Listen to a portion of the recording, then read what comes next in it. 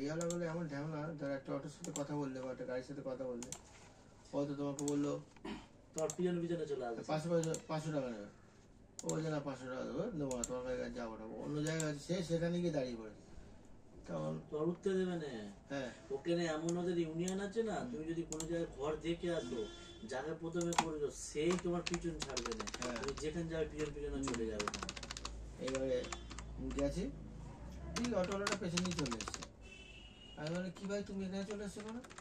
না দেখছি আপনার কত টাকা, বলে আপনার তোমাকে দেখতে কে বলেছে, টাকা তো আমরা দেবো, আমার বার্গেনিং করতেই পারি, না আপনি আমাকে 50 টাকা কম দেবেন। আমি 50-100 কথা নয়, আমি তোমার সাথে দর করতে পারি, ওর সাথে দর করতে পারি, তার মানে তুমি ফলো করতে আসবে ব্যাপারটা কি?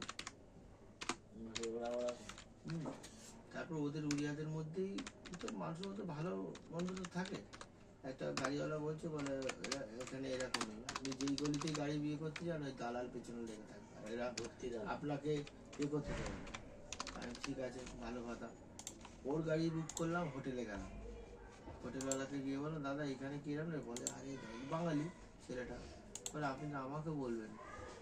গেলাম, ওর সঙ্গে সঙ্গে ওই গাড়িওয়ালাকেই ডাকলো, ও হোটেলের সামনে ওদের নাকের ডগায় ওদের গাড়ি করে ওরা তাকিয়ে গেছে। আমি কিছু বলে কি বললেন?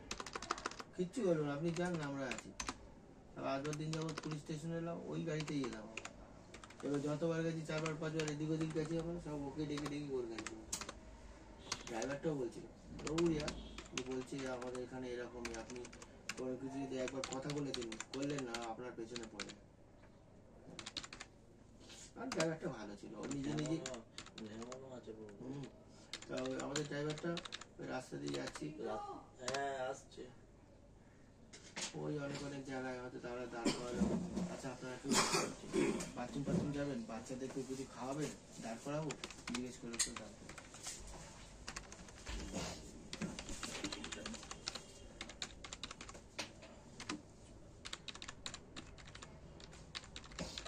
তো জয়দা ছেলেকে পৌঁছেছি, তোমার কোথায় ঘোরা নেই,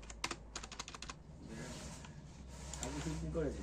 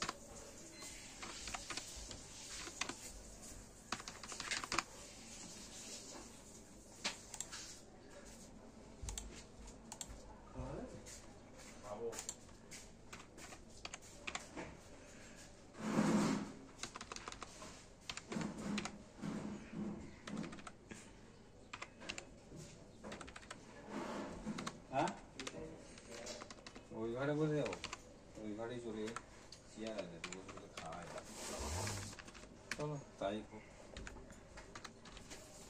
এটাও ভালো, চেয়ার আছে।